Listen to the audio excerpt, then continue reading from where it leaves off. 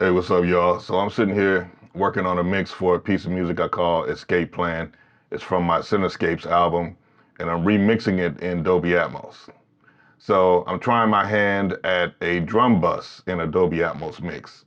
Prior to now, I was using objects for everything, but I didn't really have the ability to do something like a drum bus, or actually I use Cubase, so it would go through a group channel.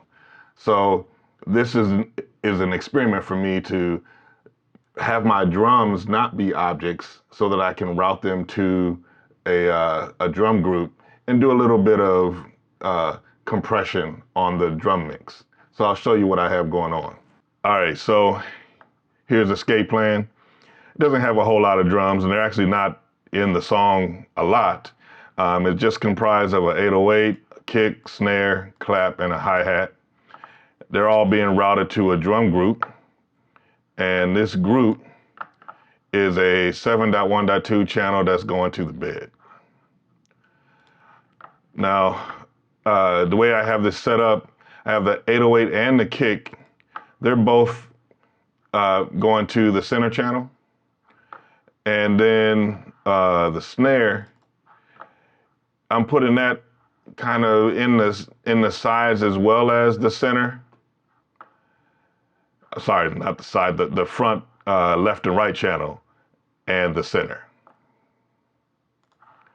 And then the clap, I'm spreading that out wide, so it's just going to the left and right channel, but it's also raised up a little bit. So both the clap and the hi-hat are raised up. The clap is a little bit above the kick and the snare, and then the hi-hat is even higher. So they're both leveraging the height speakers, and because of their placement, they're also you're also hearing them a little bit in the side speakers as well. So that's kind of how I have each channel set up, and again, they're all being routed to the drum group. Now I have this new compressor that is it is a compressor that is designed for multi-channel processing. So it's designed for a Dolby Atmos mix. So I have this on the drum group, and I was kind of, watching several different videos on how to use it, one of which from Waves Audio, and Steve Genowick was just kind of going through the compressor and kind of teaching how to use it. So I leveraged that quite a bit.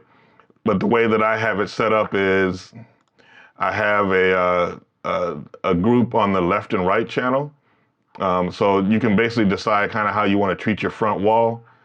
And then I'm having the center channels separately. And then the sides and the height, they're always their own grouping.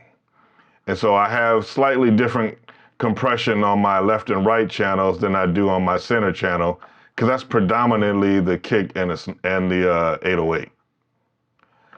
So also, while I was doing this, I thought, man, I really would like to have some EQ, but I didn't think I had an immersive EQ. And I was Googling trying to find one. I couldn't find one. So I thought, well, the other day I looked at Pro R2 from FabFilter, and it was ready-made for an immersive mix. So I thought maybe let me put on this Pro Q3 and see what happens. And sure enough, it's ready for a Dolby Atmos mix. So I'm also using this EQ in front of the compressor and doing a little shelving and low cut on the center channel. When you add a band here, you can decide which channels it should apply to. So this is going to the center. This is also going to the center. You can see it says center right on there. And then this one here, I just kind of wanted to do a little boosting a little bit above 2K. And I'm doing that to the center and the left and right channels. So on my drum mix group, I'm applying, EQ to different channels and compression to different channels. So I'll play this real quick and let you, hear what this sounds like.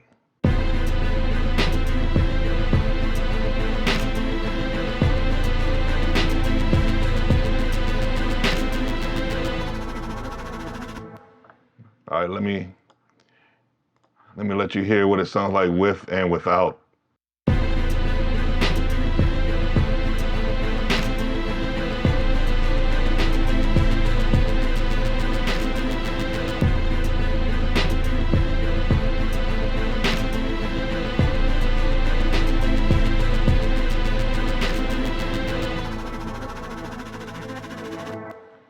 All right, so that's what I'm working on right now. I'm just experimenting with a drum group or drum bus, something I hadn't done before, and I wanted to kind of glue my drums together a little bit better. So I'm really liking how this is turning out, and I think I might start doing this going forward.